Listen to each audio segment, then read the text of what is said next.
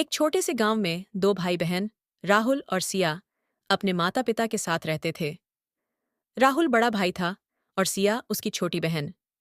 दोनों एक दूसरे से बहुत प्यार करते थे और हर समय साथ खेलते थे।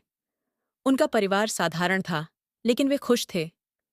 उनके माता पिता ने उन्हें हमेशा सिखाया था कि सच्चाई, ईमानदारी और एक दूसरे की मदद करना सबसे महत्वपूर्ण होता है। एक दिन गांव में मेला लगा। दोनों भाई बहन बहुत उत्साहित थे और अपने माता पिता से मेला देखने की जिद करने लगे।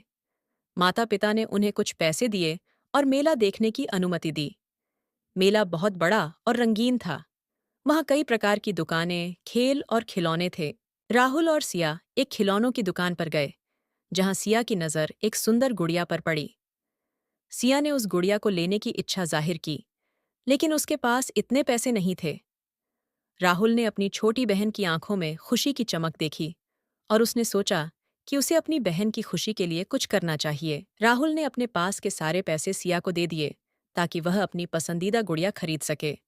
सिया बहुत खुश हुई और उसने तुरंत गुड़िया खरीद ली।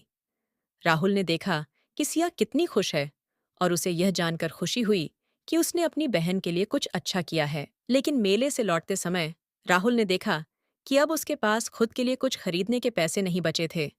उसने अपनी बहन की खुशी के लिए अपने पैसे दे दिए थे।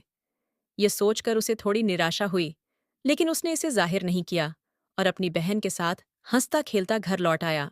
घर पहुंचने पर सिया ने देखा कि राहुल ने खुद के लिए कुछ नहीं खरीदा। वह समझ गई कि राहुल ने अपनी खुशी त्याग दी ताकि वह खुश रह सके। सिया तुरंत अपनी गुड़िया राहुल को देने लगी, लेकिन राहुल ने मना कर दिया और कहा, तुम्हारी खुशी ही मेरी खुशी है सिया। सिया ने राहुल को गले लगाते हुए कहा, भैया, आपने मेरे लिए इतना बड़ा त्याग किया। मैं बहुत खुशकिस्मत हूँ कि मेरे पास आपके जैसा भाई है। इस कहानी का मोरल है कि सच्ची खुशी तब मिलती है जब हम दूसरों की खुशी के लिए त्याग करने को तैयार होते हैं।